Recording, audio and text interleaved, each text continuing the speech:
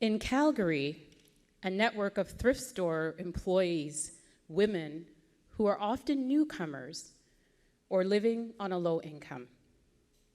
The stores divert tons away from landfills, and proceeds go back into the community services. In Ontario, women rebuilding their lives after abuse and trauma can get work in a year-round indoor vertical farm that sells fresh produce to the community.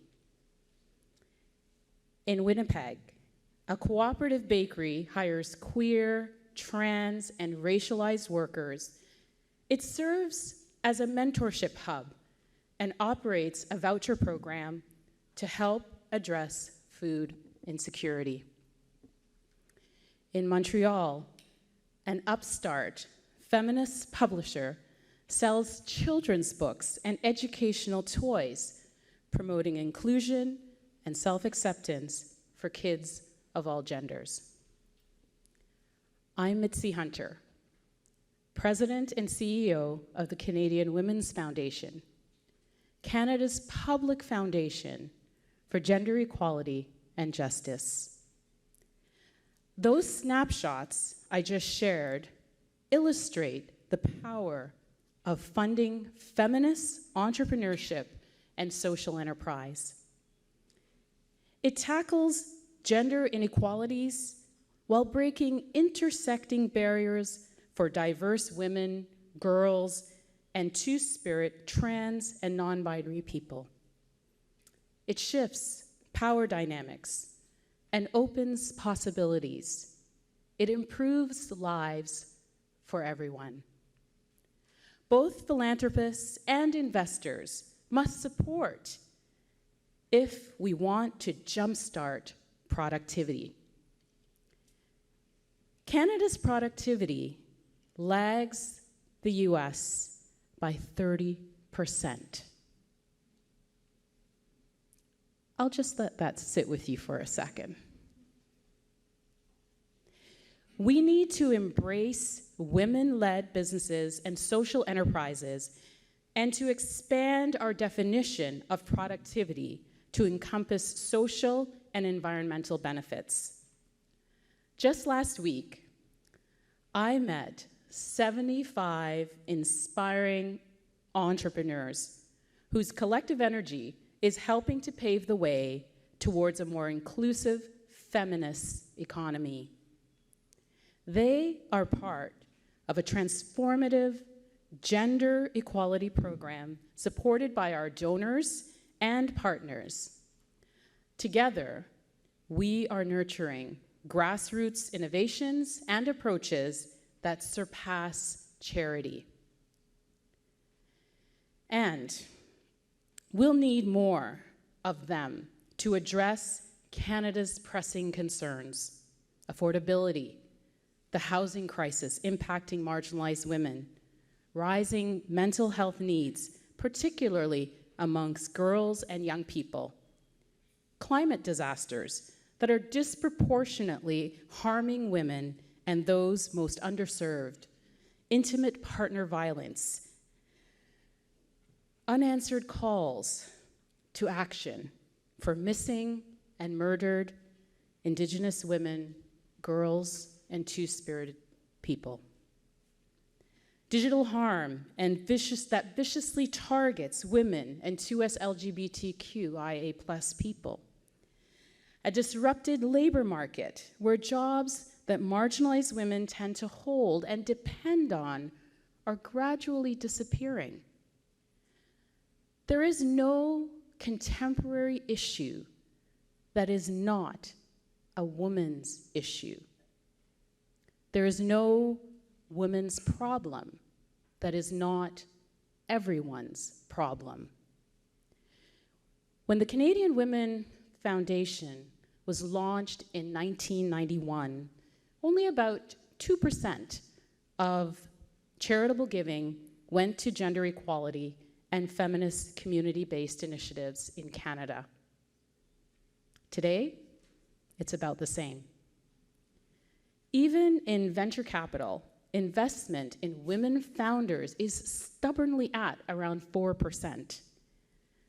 Community-based social services and rights-related causes have not historically received the lion's share of philanthropy. And men have traditionally decided both workplace and household giving, leaning towards long-standing mainstream institutions. But hold on. A giant gender shift in wealth is underway, powered by an unstoppable demographic trend. Women's assets in Canada are set to almost double, to be at the tune of $4 trillion by 2028. That's less, yeah.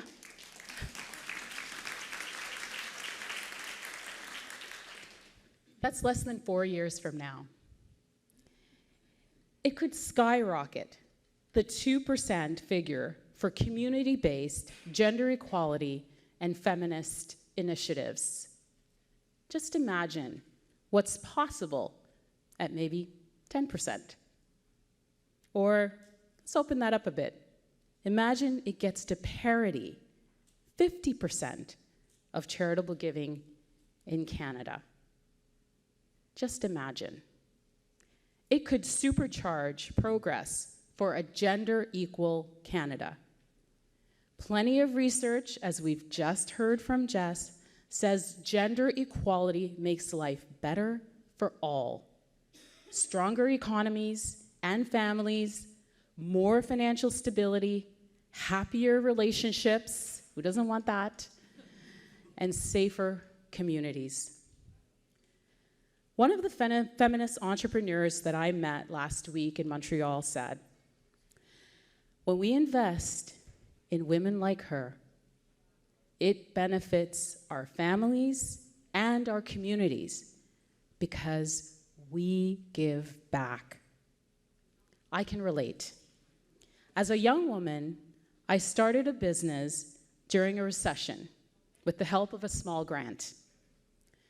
And the entrepreneurial skills that I learned back then have helped serve me well as a leader and change maker, both in business, nonprofit, as well as government roles. We know that removing barriers to women's workforce participation helps to increase productivity. And Canada has made great strides, including universal childcare, but we're not there yet. Over the past 5 years, we've even backslid in key areas, especially on gender-based violence coming out of the pandemic. How can we let this happen? Just imagine with me, in a gender-equal Canada, all gender gaps are closed. A woman or girl is not killed by violence every 48 hours. Just imagine with me, Indigenous women, girls, and Two-Spirit people are safe. 2S LGBTQIA+ people are never pushed back into the closet. Black women and girls can bring their whole selves to work and school. Women with disabilities have access and safety everywhere. We value child and elder care as essential work, and we commit to the shared support to make this happen.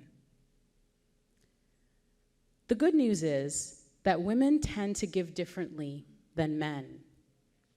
There's more focus on crisis response, justice, social and civic causes.